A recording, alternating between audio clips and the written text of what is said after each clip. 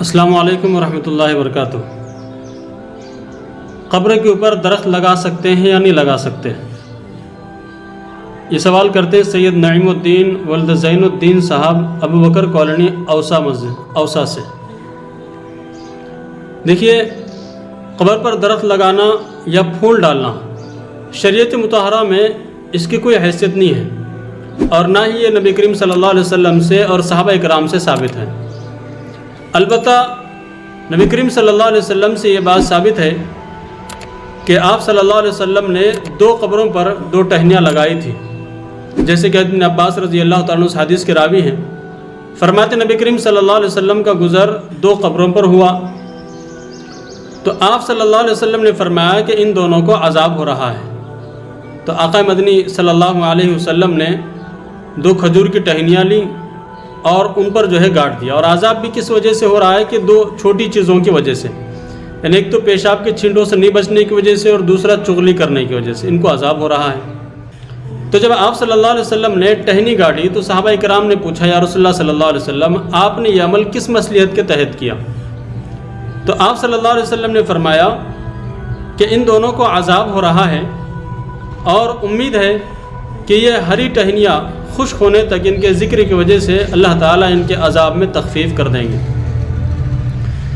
تو اب یہاں پر شارحین حدیث نے یہ بات لکھی بھی ہے کہ یہ خصوصیت صرف آقا مدنی صلی اللہ علیہ وسلم کی تھی، اس لیے کہ آپ صلی اللہ علیہ وسلم کو وحی کے ذریعے سے اس بات کی اطلاع دی گئی تھی کہ ان دونوں کو عذاب ہو رہا ہے، لہٰذا آپ نے وہ عمل کیا۔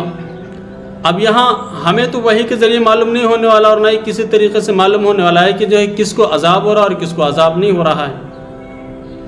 اور دوسری چیز شارحین حدیث نے یہ بھی لکھی بھی ہے کہ یہ آقا مدنی صلی اللہ علیہ وسلم کی خصوصیت تھی، لہٰذا یہ حدیث مشکات شریف کی ہے جس میں مذکور ہے۔ تو اب آپ صلی اللہ علیہ وسلم کا ہمیشہ کا معمول یہ نہیں رہا کہ آپ ہر قبر پر یا آپ جہاں بھی جاتے دیکھتے تو قبر پر ٹہنی لگاتے۔ آپ صلی اللہ علیہ وسلم کی سیرت مطہرہ اٹھا کر کے دیکھیے، ایسا آپ کو کہیں نہیں ملے گا سوائے ان 2 قبروں کے۔